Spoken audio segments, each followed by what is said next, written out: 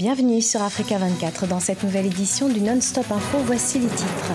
Le mouvement algérien de ce mardi 26 février exprime une revendication politique claire, le refus de la présidence à vie du chef de l'État sortant, Abdelaziz Bouteflika. Des milliers d'étudiants sont descendus dans les rues à travers tout le pays pour faire entendre leur voix.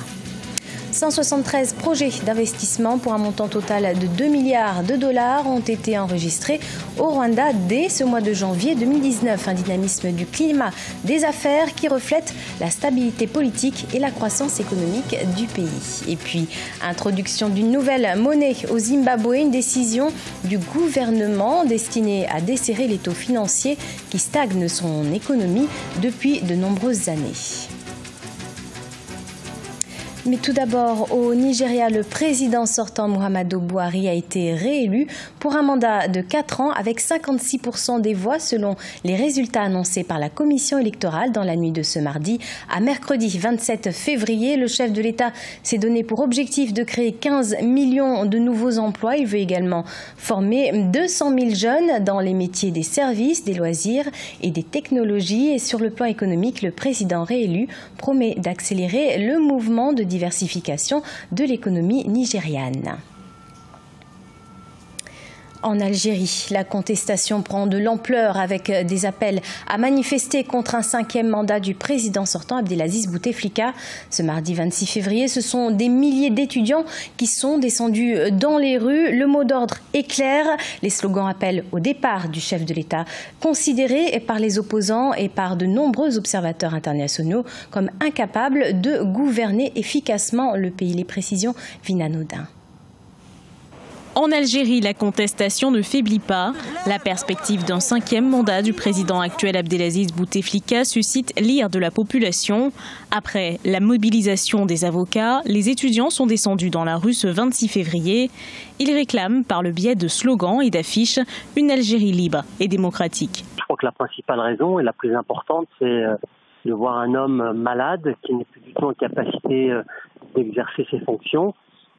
Briguer un 5e mandat pour représenter l'Algérie et les Algériens. Beaucoup d'Algériens le vivent comme une humiliation collective et c'est insupportable. On voit que l'homme, depuis 2014, n'a pas été vu en public. La dernière fois qu'il y a eu une apparition, c'était le 1er novembre 2018. Et ça a eu une image absolument catastrophique.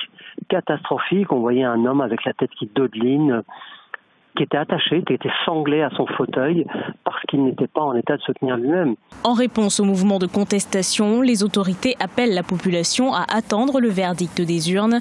L'élection présidentielle doit se dérouler le jeudi 18 avril 2019, un scrutin auquel la population ne croit pas. Les spécialistes prédisent un fort taux d'abstention.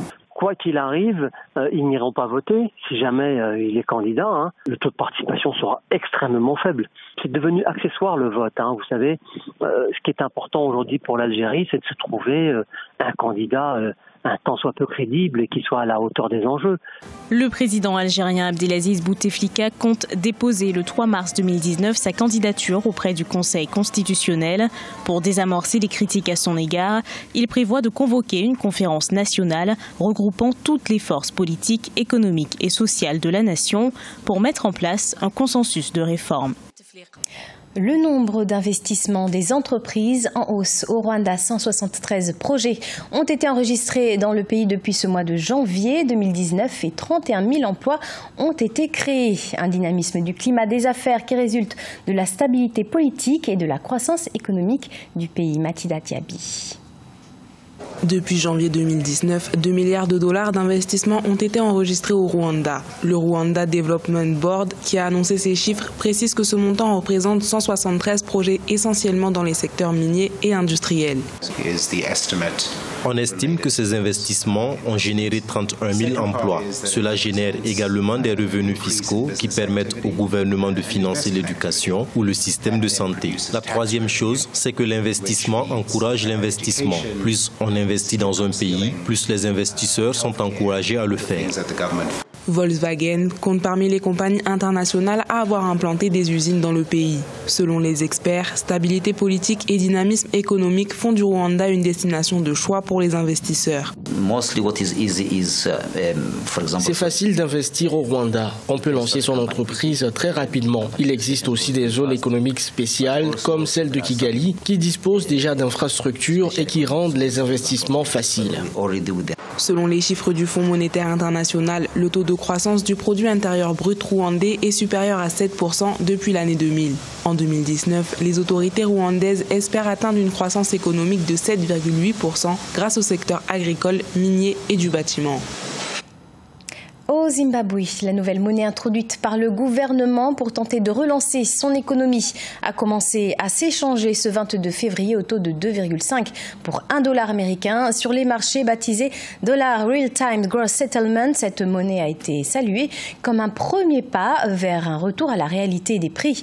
Mais de nombreux observateurs redoutent qu'elle ne provoque une nouvelle vague d'inflation, officiellement déjà à plus de 50%. On fait le point avec Aïssatou Bari, commentaire Ange Bijou-Nomigno. La nouvelle monnaie introduite par les autorités du Zimbabwe pour lutter contre le manque de liquidité a du mal à passer, malgré les efforts du gouvernement à rassurer sur la viabilité de la mesure. Godfrey Shinani vend des pièces de voitures dans son magasin du centre-ville de Harare. Il craint une hausse des prix. Quand nous avons commencé, nous utilisions plusieurs devises, principalement le rand et le dollar américain. Les affaires marchaient beaucoup mieux parce que nos salaires étaient en devises. Les gens venaient simplement acheter. Nous utilisons le forex pour acheter les produits que nous vendons ici et cela risque d'être lourd pour les clients. On n'avait pas besoin de faire des calculs. La population reste sceptique quant à la capacité du gouvernement à maîtriser sa politique monétaire et fiscale, lui permettant de réduire de façon significative le déficit budgétaire et de maîtriser l'inflation. Au niveau des banques, les attentes sont interminables. Les clients font la queue afin de retirer au maximum $30. Je pense que nous devons essayer d'adopter le rand jusqu'à ce que tout soit stable. Mais avec les industries fermées et la situation économique dans laquelle le pays se trouve, je ne pense pas que l'introduction de la nouvelle monnaie soit la solution. Il faut plutôt adopter le rand. Le gouvernement espère réduire le nombre de changes effectués sur le marché noir pour ainsi commencer à reconstituer ses réserves. Certaines grandes entreprises pourront également acheter des devises auprès des banques, mais les modalités de cette transaction ne sont pas encore définies. La dette publique du Kenya a atteint un niveau critique selon le comité sénatorial permanent des finances et du budget. Le pays devra en effet consacrer 68% de ses recettes au remboursement de ses dettes qui ont atteint des niveaux alarmants. Et malgré une croissance soutenue établie entre 5 et 6% par an, la part de la dette dans le produit intérieur brut a continué de croître et frôle désormais les 58%. Précision Cheikh Omar Bandaogo. Les chiffres ressortis lors de l'audience publique organisée par le comité sénatorial permanent des finances et du budget du Kenya sont alarmants. Pour payer cette dette, le pays devra dépenser 1100 milliards de shillings, soit environ 11 milliards de dollars, des 1600 milliards de shillings collectés par le gouvernement. Ce sont donc 68% des recettes publiques qui seront consacrées au paiement des dettes. Le Kenya est une économie qui a un secteur privé extrêmement fort et diversifié. Donc, du coup, l'État kenyan peut être endetté, mais l'économie kenyane en elle-même demeure substantiellement assez solide. Malgré la croissance soutenue entre 5 et 6% par an, la part de la dette dans le produit intérieur brut a continué de croître et frôle désormais les 58%. La moyenne des maturités est autour de 15 ans, ce qui lui permet d'avoir suffisamment de temps pour refinancer cette dette-là. Sur le court terme, c'est un poids essentiel, mais progressivement, le Kenya pourra sortir de cette spirale.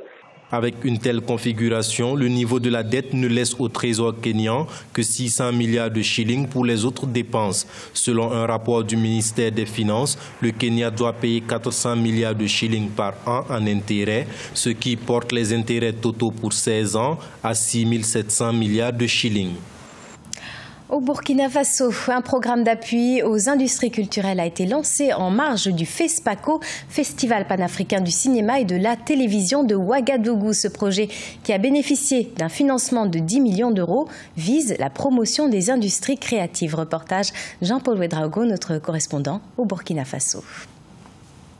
Le 26e FESPACO continue de dérouler son programme. Au-delà des salles de projection et de son aspect festif, c'est aussi le lieu pour les autorités de sceller de nouveaux partenariats, à l'instar de l'initiative de financement innovant pour la culture IFIC. Le programme d'appui aux industries culturelles lancé ce lundi 25 février vise à renforcer structurellement le fonds de développement culturel et touristique déjà créé par le gouvernement.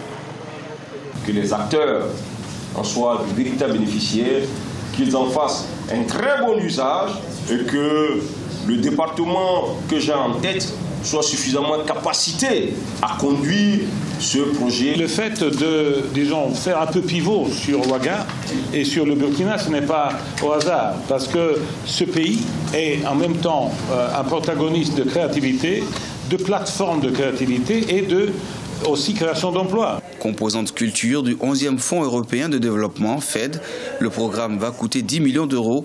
Il servira à financer pour les 3 prochaines années des initiatives culturelles, notamment dans les filières locomotives que sont le cinéma et l'audiovisuel, l'art plastique et appliqué, et enfin les arts de la scène, en vue d'accroître leur contribution dans l'économie. Il y a des insuffisances dans le cinéma. On n'a pas un domaine de costumes de costumiers. Et à travers la mode, on peut développer. La mode rapproche les gens au niveau de cohésion sociale. Et je suis très content. Que ce soit vraiment un modèle pour l'Afrique. Parce que comme vous l'avez suivi, il s'agit de proposer d'autres formes de financement des industries culturelles. C'est la ville de Bobo-Dioulasso qui en sera le siège pilote pour la région des Hauts-Bassins. Dans les perspectives, le programme s'étendra à d'autres régions afin de mieux se rapprocher des promoteurs. C'est la fin de ce journal. Merci de nous avoir suivis. Dans quelques instants, une nouvelle édition de l'actualité sur Africa 24.